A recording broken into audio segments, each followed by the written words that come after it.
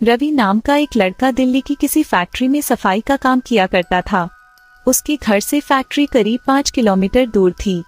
वो हमेशा अपनी साइकिल से ही फैक्ट्री जाता था। रोज की ही तरह आज भी वो घर से फैक्ट्री के लिए निकला।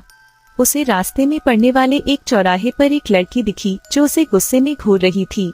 लड़के ने भी उसे देखा और फिर मुंह फेरकर फैक्ट्री चला गया। अगले दिन भी सुबह वो लड़की उसी जगह पर खड़ी थी और रवि को घूर रही थी। उसने पलटकर लड़की को नहीं देखा और सीधे अपने काम पर चला गया। रोजाना इसी तरह हफ्ते भर वो लड़की चौराहे पर खड़ी होकर रवि को घूरती थी और रवि उसे अनदेखा करके फैक्ट्री चला जाता था। करीब 7 दिन बाद जब रवि फैक्ट्री जा रहा था तो उसे वो लड़की उस जगह पर खड़ी नहीं दिखी। रवि के मन में हुआ कि आखिर क्या हुआ होगा कि वो लड़की वहाँ नहीं है।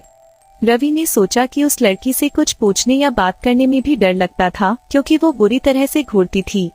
इन्हीं ख्यालों के साथ वो फैक्ट्री पहुंचा और साफ सफाई करके शाम को घर लौट गया।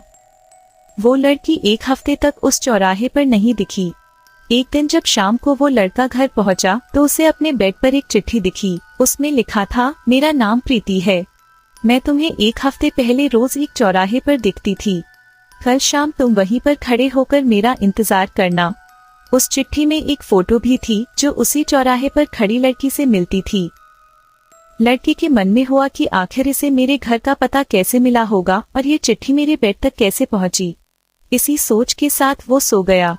अगले दिन उठकर जब काम में जाने लगा तो उसे चिट्ठी वाली बात याद आ गई।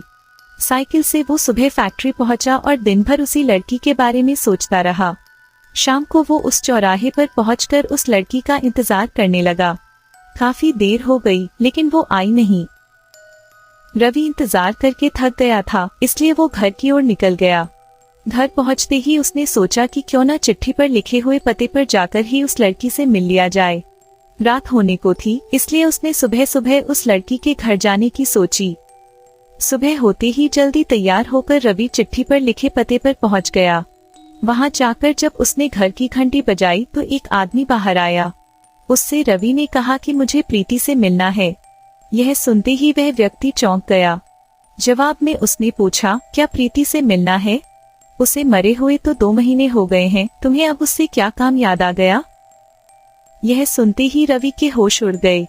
डर के मारे शरीर कांपने लगा। किसी तरह खुद को संभालकर रवि घर पहुंचा और चिट्ठी को जला दिया। उसके मन में कई तरह के सवाल उठने लगे। उसने सोचा कि वो लड़की जो मुझे रोज दिखती थी वो भूत थी। मुझे एक भूत ने चिट्ठी भेजी थी।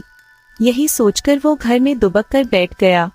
उस दिन से रवि न तो रास्ते में किसी को देखता था और न ही किसी अनजान इंसान के बारे में सोचता था। कहानी से सीख, किसी अनजान इंसान के बारे में सोचना नहीं चाहिए और बिना किसी व्यक्ति की सही जानकारी के उसके घर तो बिल्कुल नहीं जाना चाहिए।